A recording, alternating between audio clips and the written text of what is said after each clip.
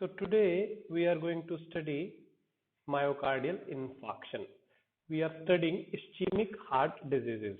Ischemia is when the blood supply does not meet the demand, right?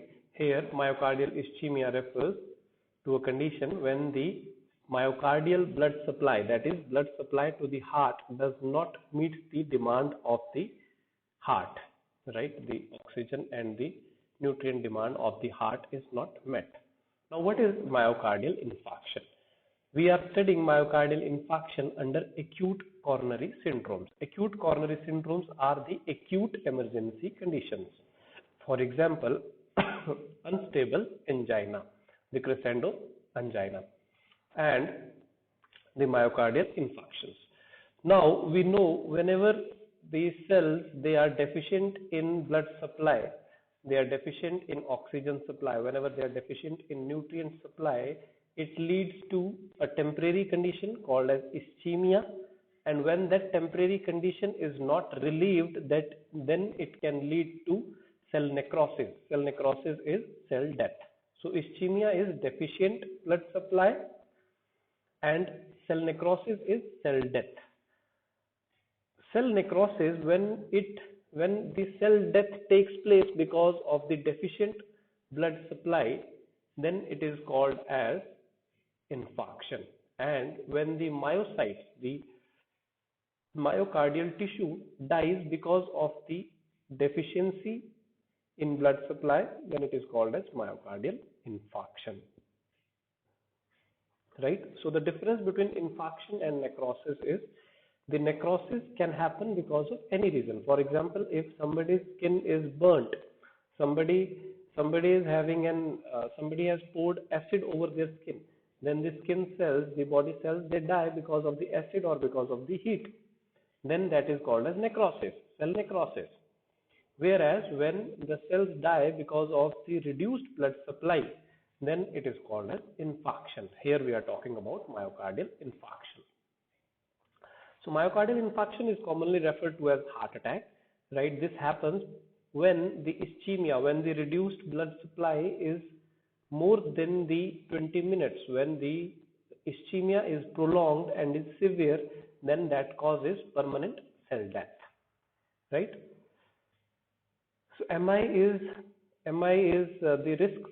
The cause for MI, the most common cause for MI is atherosclerosis and the changes in the atherosclerotic plaques.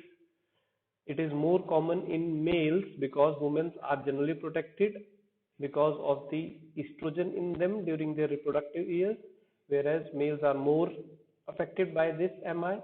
45% of the people having MI are greater than the age of 65 and less than 10% are less than the age of 40. So it happens above the age of, more chances of having MI is above the age of 65, and in men it is found more. Now coming to the pathology of the MI, right? Pathology of the MI.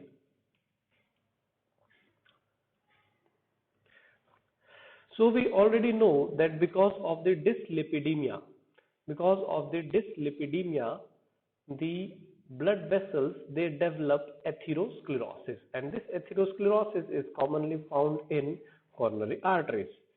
Coronary arteries, because of the dyslipidemia, undergoes the innermost layer, the tunica intima, undergoes atherosclerotic change, right? And it develops atheromatous plaques in them, which has a central core of lipids, mostly lipids, and surrounded by a layer which is having endothelial lining plus collagen fibers.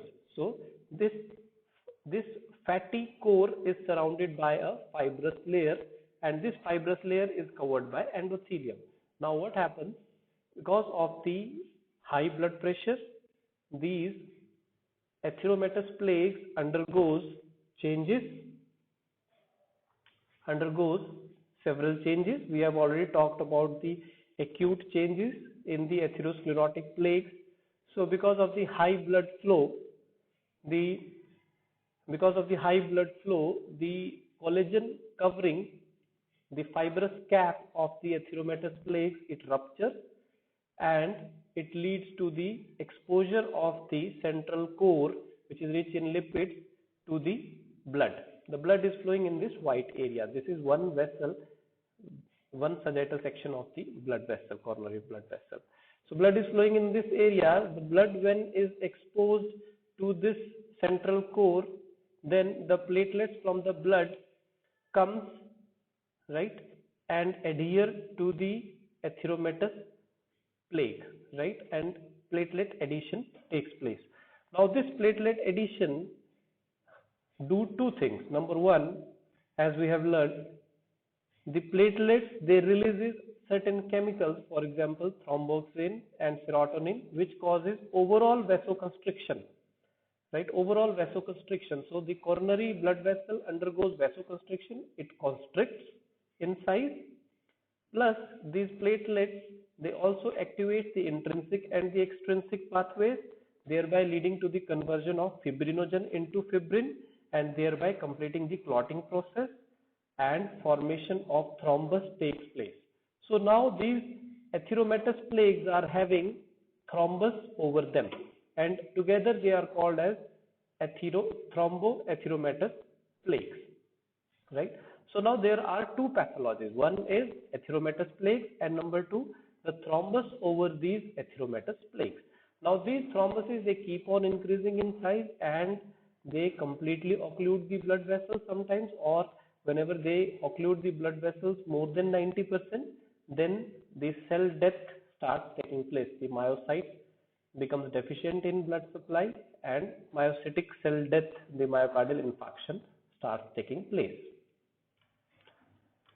So the pre-existing coronary artery atheromatous plaques undergoes an acute change. They can go, these atheromatous plaques can rupture, these atheromatous plaques can erode, ulcerate, or there could be hemorrhagic changes in them.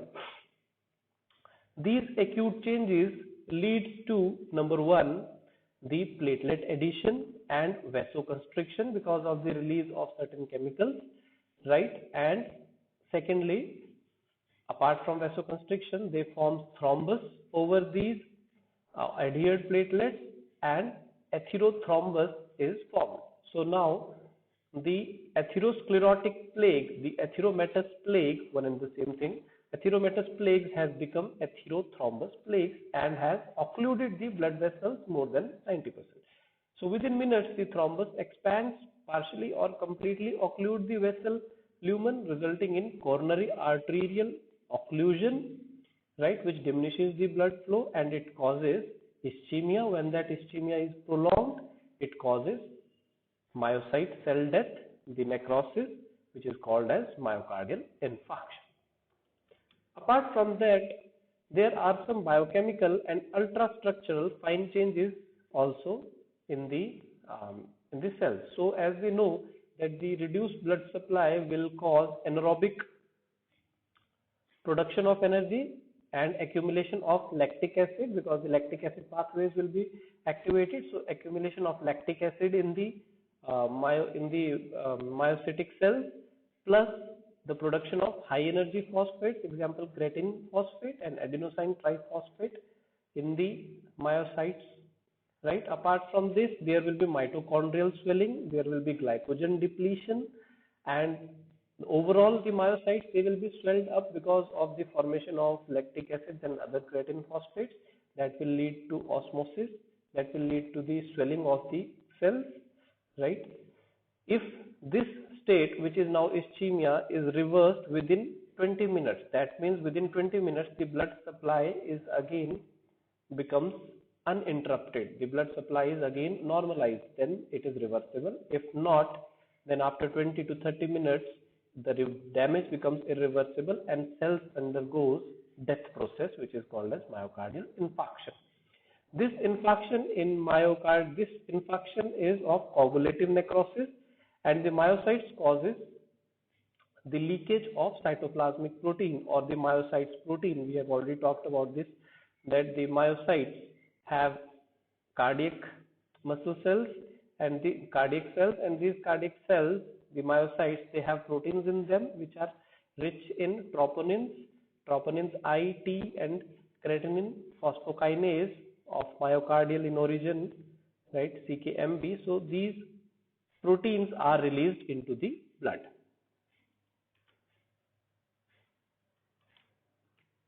So it can be summarized as the pathogenesis can be summarized as the plagues, the atheromatous plagues, they undergo acute changes and there is formation of atherothrombbus, right? The plagues have now become atherothrombotic plagues.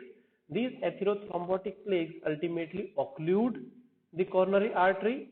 When this occlusion is prolonged, right, it leads to prolonged ischemia greater than 20 minutes and it leads to cell death, the myocytic cell death, also called as myocardial infarction.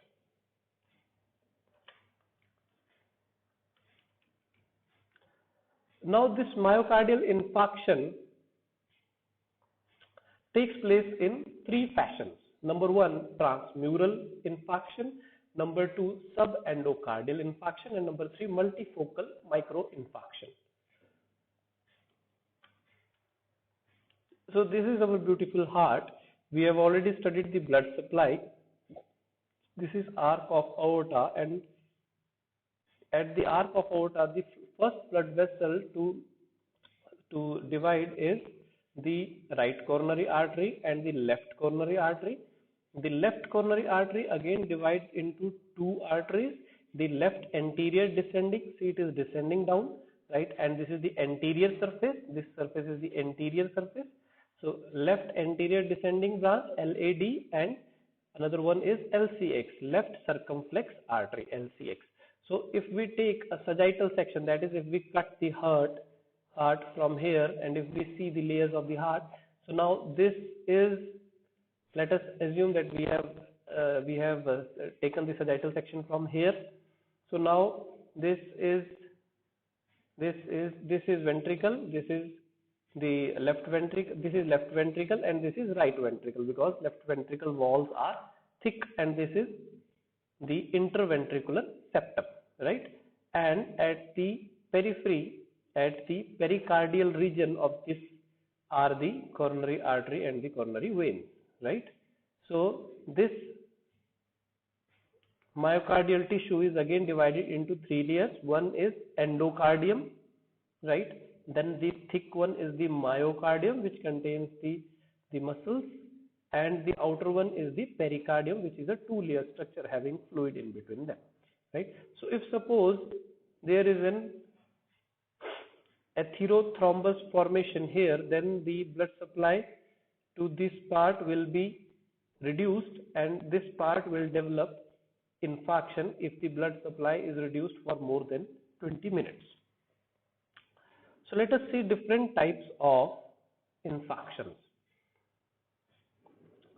Number one, there are two major types of infarctions. One is transmural infarctions and other one is non-transmural infarctions or subendocardial infarctions. Let us first study transmural infarctions. So transmural infarctions are the infarctions. Trans means complete. Trans means from one end to the other end, and mural means the surface, right? So this is the sagittal section, and the infarction has taken place from endocardium to pericardium, right? This red here denotes the thrombus. That means the artery here is completely occluded. So the arteries, now these three arteries, this is left anterior descending branch, the LAD. This one is left circumflex branch, and this one is right coronary artery, right? Right coronary artery, the posterior descending branch of right coronary artery. This is the anterior part of the heart, and this is the posterior part of the heart. This is the lateral part of the heart, the left lateral, and this is the right lateral, right? How I can identify that this is left? Because it is having thick walls. So when the infarction is of complete length of the myocardial tissue, the complete, not length, sorry, the width of the myocardial tissue from endocardium to pericardium, then it is called as transmural infarct. So when this artery is occluded, left anterior descending branch (LAD), then the infarction will be seen in this area. This area is the anterior area and the interatrioventricular septum up to the 2/3, right? Because this LAD supplies to this area. So if it is occluded, then this area will undergo ischemia and ultimately necrosis, and it is called as transmural infarction. If the occlusion is complete, if there is no blood flow, absolutely no blood flow, or the blood flow is greater than 90%. Not 90%, you can say complete occlusion, let us say complete occlusions. Then if the left circumflex artery is occluded, then it will lead to the lateral wall infarction, but it will be of transmural type. The complete wall will be infarcted, right? Similarly, if the posterior descending branch of the right coronary artery is occluded, this one, then it will lead to transmural infarction of the posterior left ventricle. Similarly, the non-transmural infarcts, also called as subendocardial infarcts, right? Why subendocardial infarcts? Because the infarction takes place in the tissue which is below the endocardial lining.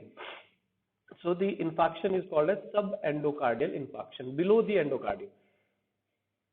So subendocardial infarction takes place when the coronary arteries are not completely occluded. They are more than 90% but not 100% occluded, right? So it leads to subendocardial or non-transmural infarcts. Obviously, transmural infarctions are much more dangerous because they involve complete width of the heart wall, right? So non-transmural infarctions, right, or subendocardial infarctions. Number 3 category is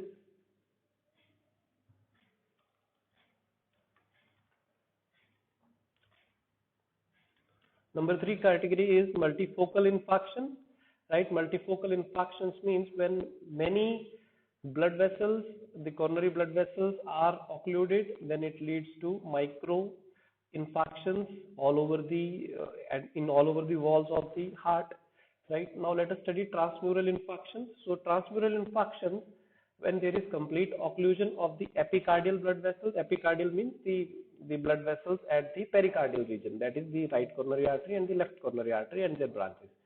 So when any of these blood vessels, the coronary blood vessels, they are completely occluded, right, it leads to the transmural infarction. Now transmural infarctions, they present with very severe pain, chest pain, and in ECG ST segment elevation. The ST segment will be elevated, right? That is why this type of infarction is called as STEMI, ST elevation myocardial infarction. So in ST elevation myocardial infarction, the infarction is of transmural type, that is the complete width of the heart wall is infarcted, has died. Then second is subendocardial or non-transmural infarctions. In this, only 1/3 of the inner ventricular wall is infarcted. Now left ventricle is very common to get myocardial infarction. Why? Because left ventricle is thickest. It has to pump blood to all over the body. It is thickest and it has good blood supply, and any ischemia in this part leads to myocardial infarction, right? So because of the increased workload in the left ventricle is more susceptible to infarctions. Now in this subendocardial infarctions, the ST segment in ECG shows depression in spite of elevation, right? And this condition is called as NSTEMI. Obviously, the STEMIs are much more dangerous, disastrous than NSTEMIs. The number 3 is multifocal, when there are multiple intramural or intracardiac blood vessels are affected.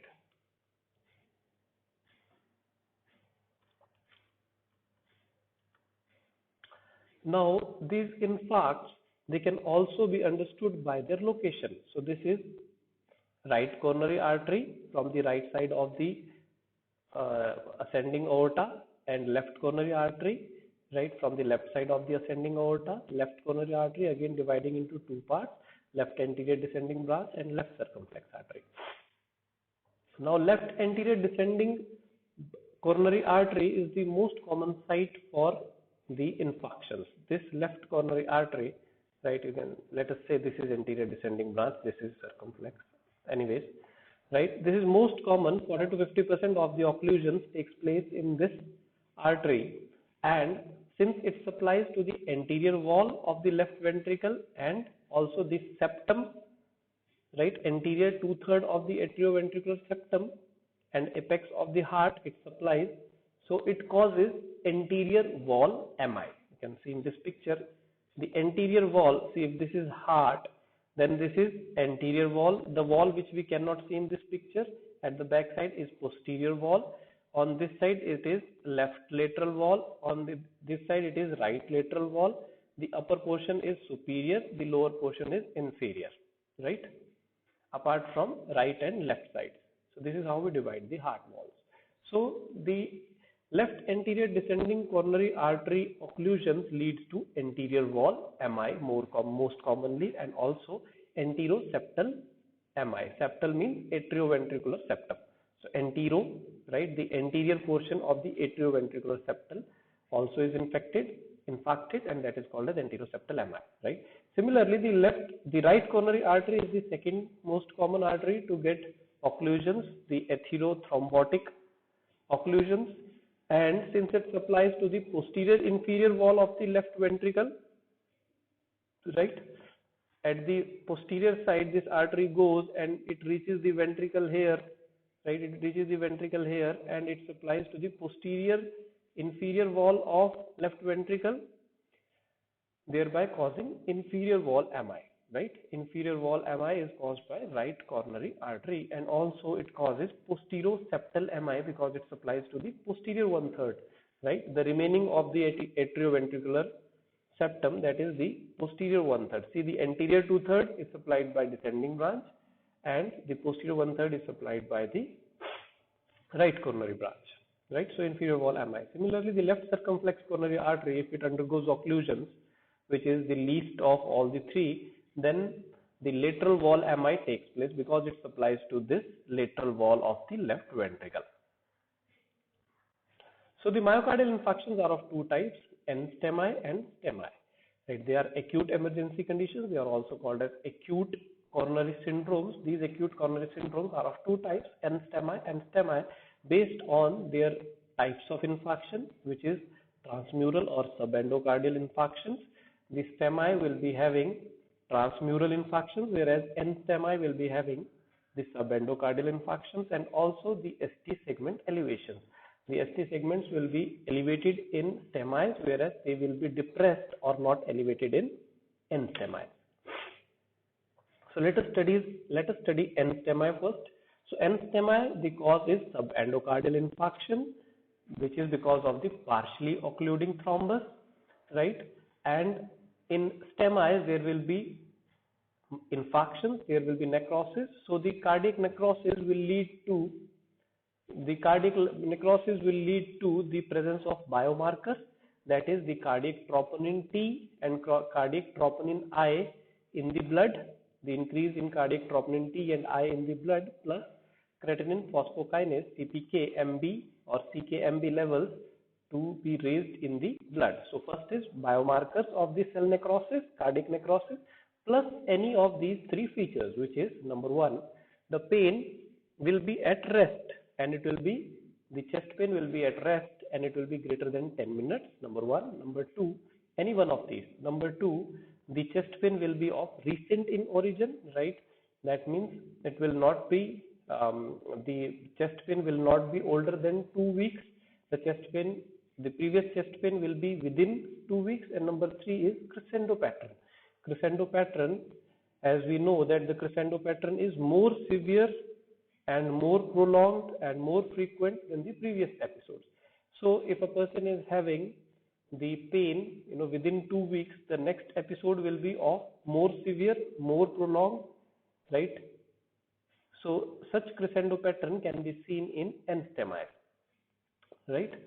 So these NSTEMIs, apart from the presence of cardiac necrosis biomarkers, these will be having any one of these three features, any one or more than one of these three features, right? Now NSTEMIs can be differentiated from the unstable angina, which is crescendo angina, by having the absence of biomarkers, because in unstable angina the exertion the pain, the cardiac pain will be greater than 20 minutes, but the markers, the cardiac necrosis biomarkers, the cardiac troponin T, I and CKMB will be absent. So if they are absent, we call that as unstable angina.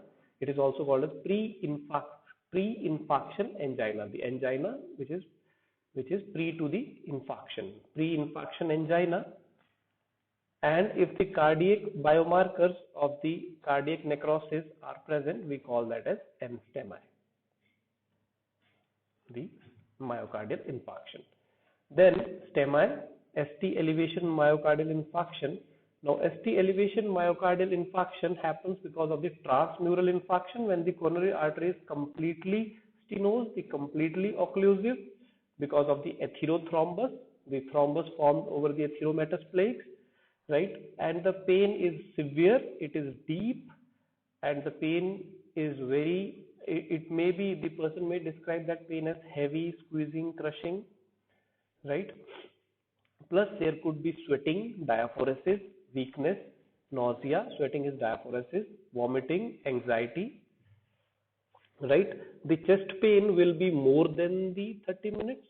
That is how we differentiate angina and MI. In angina, the pain typically never lasts for more than 20 minutes, and typically it is there for 2 to 5 minutes.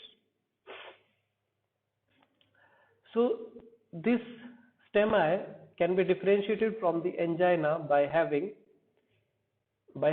two features. Number one, presence of cardiac biomarkers in the blood, the cardiac troponin T, I and CKMB, plus the pain in angina is relieved by rest, but in STEMI it is not relieved by rest. Even sometimes the STEMI starts even at rest. Person is resting and cardiac chest pain the person will be experiencing cardiac chest pain.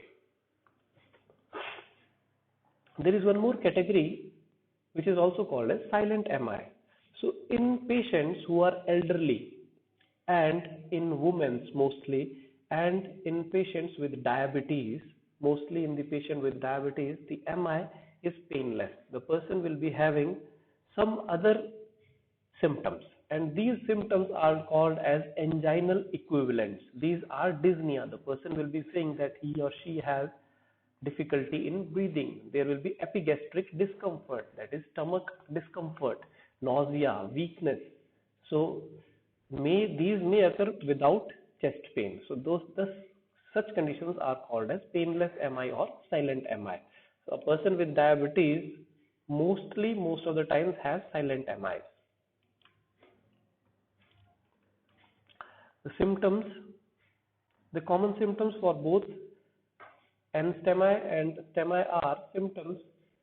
There will be chest pain which is more than 10 minutes, and the radiation will be to chest, throat, arms, epigastrium or the back. Anxiety, fear, sweating. Sweating is a very important feature. Fear of impending doom, that the patient will feel that he is going to die. Nausea and vomiting. Dyspnea. The person in silent MI, the person will be dyspneic. The person will say, I cannot breathe properly. Syncope, the person might faint. Apart from this, there will be other signs. There will be sympathetic activation, especially in anterior wall MI. In inferior wall, posterior wall MI, there will be parasympathetic activation. In sympathetic activation will lead to pallor.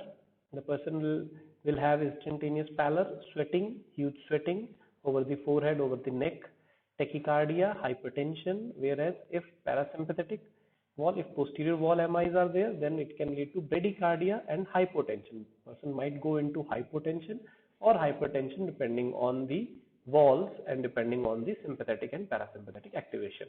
Apart from this, there will be certain signs which will be because of the failing heart, impaired myocardial function, for example, cold peripheries.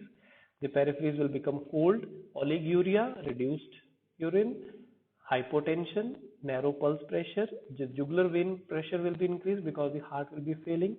The person might be having third or fourth heart sounds, lung crepitations because there will be backflow of the blood to the lungs, which can lead to pulmonary edema. Some other signs of complications, right? If the MI complications, for example, mitral regurgitation, we will talk about this in valvular defects, and then pericarditis, the person might go into pericarditis. So these are some of the clinical features. Then let us see the investigations. In investigations, ECG will have a specific characteristic changes. These characteristic changes are: within minutes of onset of chest discomfort, as soon as the patient will be having a chest discomfort, the T wave elevates, right? So this is a normal ECG. Number one, this is not a normal ECG. The T wave in this is elevated. Otherwise, it is a normal ECG. So P first upright wave is P wave, which is because of the atrial contraction. Then QRS, which is because of the ventricular contraction, right? And then because of the ventricular relaxation, the T waves, right? So T wave will be increased. T wave will be increased. T wave will be raised, and it will be followed by, after some time, after a few minutes, the T wave will take the ST segment, this ST segment also with it, and the ST segment will also be raised. So it will be followed by ST segment elevation, and after a few hours, right, this will take place in few minutes. After a few hours, the T wave will become inverted. So T wave, which was more upright, now has become inverted, right? And after this, after few days, the T wave will become upright and the Q wave will become more negative wave, and there will be a pathological Q wave, right? The Q wave will be more deeper. So the deeper Q waves in ECG represents an older MI. So these are the changes in ECG. Then cardiac biomarkers. So we know that the cardiac proteins, the cardiac muscles have cardiac specific troponins, cardiac troponin T and I. So these T and I will be raised in blood after the attack, after 4 to 6 hours of the attack, myocardial infarction. After 4 to 6 hours, suppose if right now I am having myocardial infarction, then after 4 to 6 hours, the troponin T and troponin I levels will be raised, and they will be raised up to 7 to 10 days. So up to 7 to 10 days, my blood will show the raised levels of troponin T and troponin I. Whereas the creatine phosphokinase level, CKMB, will be raised within 4 to 6 hours, after 4 to 6 hours, and up to 2 to 3 days, right? 48 to 72 hours. This is how the graph can be understood. So this red one is CKMB, the orange one is troponin T, and the blue one is troponin I. So after 4 hours, these levels will start rising, the T, I, and the CKMB. So let us first talk about CKMB, the red one. The CKMB levels will be raised after 4 to 8 hours, and they will come down after second day or the third day, 48 hours and the 72 hours. At 48 hours, they will come down, whereas the TNT and TNI levels, they will not come down as much, and they will continue to be raised in the blood for 7 to 10 days. Then cardiac imaging, we can take an X-ray of the chest, simple X-ray. Simple X-ray can tell us about the complications. For example, pulmonary edema can be seen in the lungs, or the dissection of the aorta. If the aorta is dissected, if the aorta is having a tear in its intima layer, then that can be seen as the bulging of the aorta in the X-ray. Second is 2D echo. We take the echocardiography. We send the echo waves, we send the high frequency waves, sound waves into the heart, and we see the wall motion abnormalities. The wall means the ventricular wall and the auricular wall, the atrial wall, if their motions is having any abnormality. So regional wall motion abnormalities, RWMA, is seen of the infarcted area. If there is infarction, there will be wall motion abnormalities. The wall at the infarcted area will be moving abnormally. It will not be moving with the heart, it might bulge out or it might even rupture. Then mitral regurgitations might take place, right? If the infarcted area involves the papillary muscles, then those papillary muscles might also get infarcted, and that can lead to the rupture of the papillary muscles, which can lead to mitral regurgitation. We will talk about this in coming classes. Then ventricular septal defects, the septum, the atrioventricular septum, that might be infarcted, right? As we saw in anteroseptal wall MI and the posteroseptal wall MI. So ventricular septal defects could be there, or pericardial effusions could be there, or other complications of MI can be detected through 2D echo. Then number 3 is radionuclide imaging, also called as nuclear heart scan, where we put a radionuclide like thaladium and technetium into the person's blood, and we see the X-ray. We see that radionuclide, which emit radio waves, and which is seen over an X-ray. So we take an X-ray of that person and we see the uptake of the radionuclides by the heart muscle, and if the heart muscles are infarcted, then these radionuclides are not uptaken by that portion, and we can see the thinning of the heart walls at that area. So by radionuclide imaging we can detect the myocardial infarction. Number 4 is cardiac MRI. We can take an MRI, magnetic resonance imaging of the cardiac muscle, and we can detect the necrosis. Then complications. So 80 to 90% of the cases they develop complications, right? Some of the people develop so much complications that they even die instantaneously. Sudden cardiac death is found in 25% of the cases. So that means 1 in 4 cases dies because of the myocardial infarction. If 4 patients have come to the OPD with myocardial infarction, then 1 of them is going to die. Next is congestive heart failure. We will talk about this in heart failure, where the right heart failure, if the infarction is in the right heart failure takes place, or if it is in the left heart, then both hearts might fail, right? Because the left heart is the major pumping portion. Then ventricular dilatations, the ventricular dilatations, the ventricle wall which is most susceptible to the myocardial infarction might get infarcted, and that infarcted portion might dilate because that is weak in structure, so it might dilate. Then arrhythmias, right? Because of the myocardial infarction, the person might go into arrhythmias, that is, the rhythm of the heart is disturbed. Person might be having tachyarrhythmias. The person's heart might rupture because of the severe myocardial infarction. It might even rupture, leading to the leakage of the blood from the heart. And last is mural thrombosis or the thromboembolism. So the infarcted area of the heart has cell death. So the endocardium layer has died, the endocardial tissue has died because of the infarction. So that leads to the formation of thrombus inside the heart, which leads to the further thrombosis of the blood vessels of the heart, mural thrombosis, or that mural thrombosis, those thrombosis can travel to the distant arteries, for example in the brain, in the kidney, and can cause thromboembolisms. Right, so keep studying and keep